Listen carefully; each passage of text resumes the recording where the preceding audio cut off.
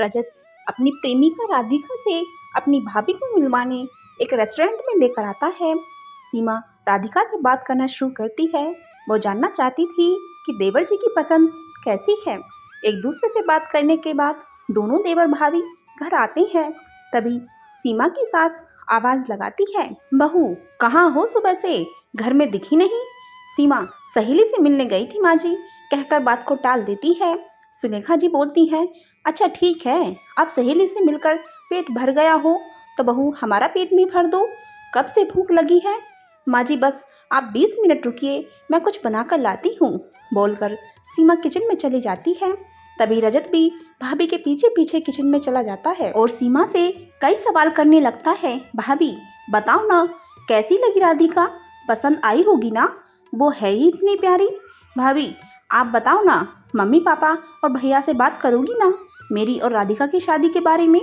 सीमा के देवर रजत ने पूछा तो सीमा बोली, सच में देवर जी बहुत अच्छी लगी मुझे आपकी पसंद। अब तो राधिका को ही बना कर लाऊंगी अपनी देवरानी, वादा है आपसे, आप बेफिक्र हो जाओ। आपके भाई और मम्मी पापा को मनाने का काम मेरा, लेकिन अभी कुछ दिन रुक जाओ, लता दीदी की नंद की शादी हो जाए, आपके भैया आ जाएं, तब उनके सामने सबसे बात करूंगी। भाभी सच में आप दुनिया की सबसे प्यारी भाभी हैं। सच कहते हैं लोग, भाभी माँ का रूप होती है। आप मेरी भाभी ही नहीं, सबसे अच्छी दोस्त भी हो। रजत ने खुशी से झूमते हुए कहा और खाना बनाने में अपनी भाभी का हाथ बटाने लगा। दोनों एक दूसरे को दिल से समझते थे, एक दूसरे से अपने दिल की बात दोनों शेयर किया करते थे। सीमा भी रजत को अपने छोटे भाई से कम नहीं समझती थी। उसने एक भाभी होने का फर्ज बखूबी निभाया। सीमा अपने सास ससुर और रजत तीनों का ख्याल अच्छे से रखती थी।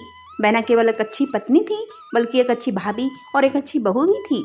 रजत अपनी भाभी सीमा से अपने दिल की हर बात कह लेता था। दोनों हम उम्र थे तो दोनों की अच्छी बनती थी। रजत के भैया अशोक पुलिस में सरकारी नौकरी करते थे तो दूसरे शहर में रहते थे। पहले तो सीमा भी वहीं रहती थी। सीमा प्रेग्नेंट थी। जब सीमा की डिलीवरी डेट पास थी तो अशोक ने उसे मम्मी पापा के पास घर भेज दिया, क्योंकि दिन रात पुलिस की ड्यूटी करनी पड़ती थी। ऐसे में सीमा अकेली रह जाती, उसकी देखभाल करने वाला वहाँ कोई न था, इसलिए अशोक उसे घर छोड़ गया था, जहाँ अभी 4 महीने पहले ही सीमा ने एक प्यारे से बेटी को जन्म दिया। सीमा सोच रही थी लता दीदी की नंद की शादी पर जब अशोक आएंगे तो उनके साथ चली जाएगी। अब तो उसने माँ जी से सीख लिया है कि बच्चे को कैसे संभालना है, और अशोक भी तो बेचारे 7 महीने से अकेले ही एडजस्ट कर रहे हैं, खाना पीना सब बाहर का ही खा रहे हैं। ऐसे में उनकी सेहत खराब हो जाएगी और वे बीमार पड़ जाएंगे। इससे अच्छा मेरा उनके साथ जाना ही सही रहेगा। रजत तेरे भैया का फ़ोन आया है, उसकी गाड़ी 1 घंटे में स्टेशन पहुंच जाएगी, मोटरसाइकिल ले जा और बुला ला उसे। शाम को लता के ससुराल के लिए निकलना है तुम तीनों को, रजत की माँ ने कहा। अरे माँ, आप और पापा भी चलना ना, कितना कहा है दीदी की ससुराल ने आप दोनों को लाने के लिए। अरे छोरा, दिमाग तो ठीक है, बेटी के घर का पानी भी पिया तो नर्क मिलता है, और तू अपने माँ बाप को शादी में ले जा रहा है, अपनी बहन के ससुराल। सीमा की बुआ सास राजो देवी ने कहा।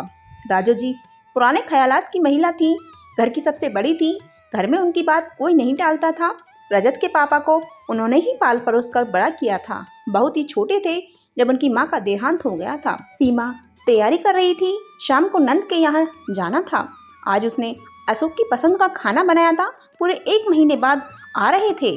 सीमा बड़ी बेसब्री से अपनी पति अशोक का इंतजार कर रही थी। रजत अशोक को स्टेशन से लेने गया था। रजत को कई घंटे बीत गए पर रजत अभी तक नहीं आया।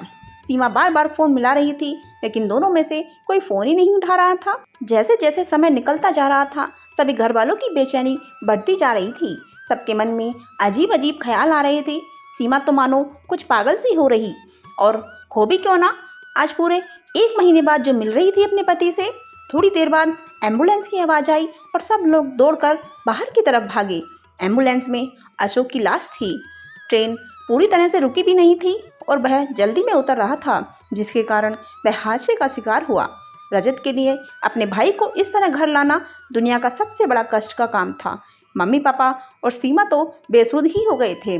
सीमा की दुनिया ही उजड़ गई थी और 4 महीने के बच्चे के सिर से पिता का साया उठ गया था। अशोक के जाने के बाद हंसते खेलते घर में उदासी और खामोशी ने अपनी जगह बना ली थी। अशोक को मरे कई महीने हो गए थे, पर उसके जाने का दुख किसी के दिल से नहीं निकल रहा था। सब दिन रात अशोक को याद करके रोते रहते थे। लापरवाह रजत अब जिम्मेदार बेटा बन गया था और हर पल मुस्कुराती सीमा का चेहरा अब मुरझाने लगा था। सीमा हर वक्त गुमसुम रहने लगी। अशोक को गए अब 6 महीने हो गए थे। सीमा के मम्मी पापा आज उसके ससुराल आए थे। राजू बुआ जी ने बुलाया था। रजत और सीमा को भी वहीं बैठाया गया। बुआ जी ने सीमा के पापा से कहना शुरू किया, महेश जी, सीमा आपकी बेटी ही नहीं, हमारे घर की बहू भी है। अशोक तो चला गया, इन दोनों का साथ शायद इतना ही लिखा था ईश्वर ने, लेकिन अभी उम्र ही क्या है बेचारी की, पहाड़ जैसा जीवन अकेले कैसे काटेगी। इसलिए मेरा तो यही फैसला है कि सीमा को उसके देवर के लिए बैठा दो। आपको सिर्फ बताने के लिए ही बुलाया गया है। 20 दिन बाद बड़ा ही शुभ मुहूर्त है, उसी दिन इन दोनों का विवाह करा दिया जाएगा। आप कहीं ना कहीं अपनी बेटी की शादी तो करेंगे ही, कहीं बाहर जाएगी तो हमारे बेटे को भी साथ ले जाएगी। इससे अच्छा है घर में ही रहेगी और इसका जीवन भी संवर जाएगा। बरसों से यही होता आया है, इसमें कोई बुराई नहीं है। बुआ जी की बात सुनकर सभी लोग चुप बैठे थे। किसी को कुछ समझ ही नहीं आ रहा था कि क्या बोले। बुआ जी ने रजत से पूछा तो मैं चुप रहा। उसने कोई जवाब नहीं दिया। फिर उन्होंने सीमा की तरफ देखा। सीमा ने अपने आंसू पोंछे और बोली, बुआ जी, आपके इस फैसले को मैं बिल्कुल नहीं मानती। रजत भैया को मैंने हमेशा अपने छोटे भैया की तरह ही माना है।